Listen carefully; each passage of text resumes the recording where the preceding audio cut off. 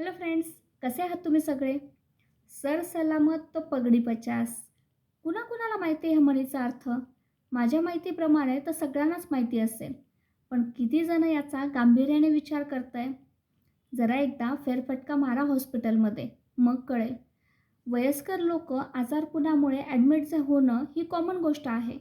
पण तरणीताठी लोकंसुद्धा जर हॉस्पिटलमध्ये आजारपणामुळे ॲडमिट होत असतील, तर काय अर्थ आहे या सगळ्या गोष्टींचा? आठवतंय मी एकदा तुम्हाला श्री सुक्तमच्या शेवटच्या लाईनी एक्सप्लेन केल्या होत्या. आयुष्य आरोग्य पशुबहुपुत्र लाभम शतसंवत्सरम दीर्घ आयुम इति श्री सुक्तम समाप्तम. आठवतंय?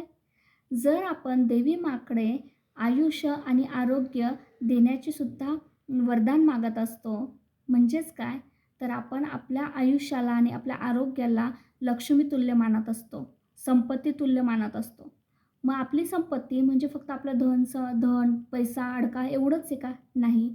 तर आपलं शरीरसुद्धा आपली संपत्ती आहे ना.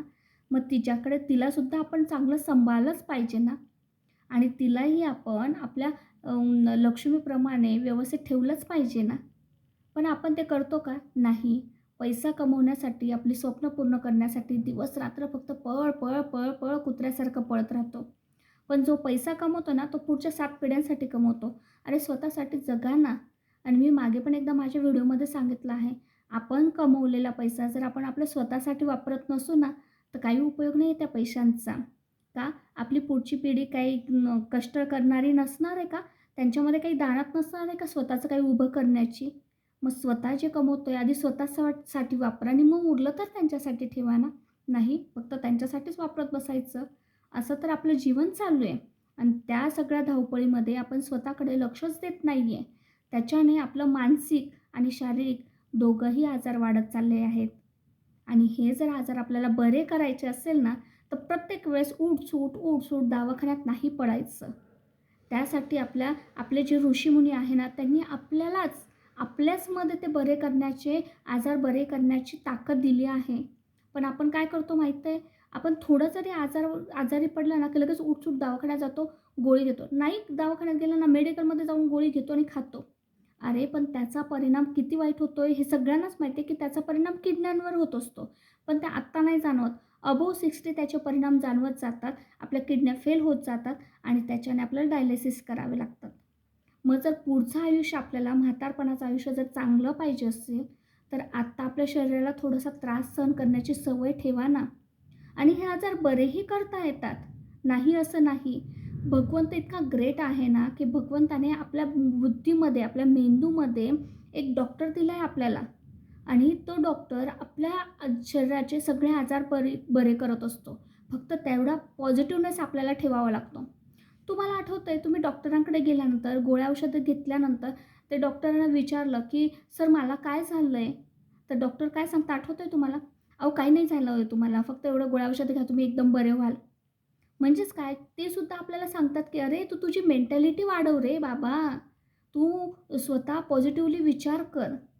आणि ह्या सगळ्या गोष्टींसाठी आपल्या ऋषीमुनींनी काय उपाय दिला आहे माहिती आहे? सगळ्यात महत्त्वाचं म्हणजे मेडिटेशन, ध्यान. ध्यान करा. ध्यान केंद्रित करा इथे, कारण की इथे भगवंत बसलेला आहे. दुसरी व्यायाम. व्यायाम करणं फार गरजेचं आहे. आपल्या ज्या बारीक नसा आहेत ना, त्यांना जर हालचाल नसली ना, की त्या ब्लॉक होऊन जातात आणि परिणामी आपलं शरीर जड. आपण लहान होतो, किती ॲक्टिव्ह होतो, किती मस्त्या करायचो, इकडे-तिकडे पळायचो, थकायचो का? नाही. आणि जसं शरीर वाढत जातं, वय वाढत जातं, तसं आपण अजून लेझी होत जातो. आपल्याला थोडंसं का? कारण की त्या शरीराला सवयच नाही राहत ना तेवढी हालचाल करण्याची. मग व्यायामाने तेवढे शरीर फ्लेक्झिबल होत जातं आणि आपले शरीर हेल्दी राहतं. आणि दुसरी गोष्ट म्हणजे आपले मेंटलीच विचार खूप असतात, म्हणजे मेंटलीच आपला आजारी खूप असतो. मेंटली आजारी पडलो ना, की त्याचा परिणाम आपल्या शरीरावर होत असतो. तुम्ही फक्त 1 तास म्हणा, की माझं डोकं दुखतंय, डोकं दुखतंय, डोकं दुखतंय. खरंच तुमचं डोकं दुखायला लागेल. अरे म्हणजे काय, तुमचे इथे आजार आहेत, शरीरामध्ये नाही, इथे आजार आहेत. आणि हे आजार जर बरे झाले ना, तुमचे 90% शरीराचे आजारसुद्धा बरे होतील. आणि त्यासाठी काय करावं लागेल? त्यासाठी चांगलं ऐकावं लागेल, चांगलं वाचावं लागेल, चांगलं बघावं लागेल, चांगलं बोलावं लागेल. परिणामी तुमचे विचार चांगले होतील, परिणामी तुमचं जीवन चांगलं होईल. आणि जर तुम्हाला माझी ही गोष्ट पटत असेल तर प्लीज माझ्या चॅनलला लाईक करा, सबस्क्राईब करा आणि जास्तीत जास्त लोकांना शेअर करा. Thank you so much.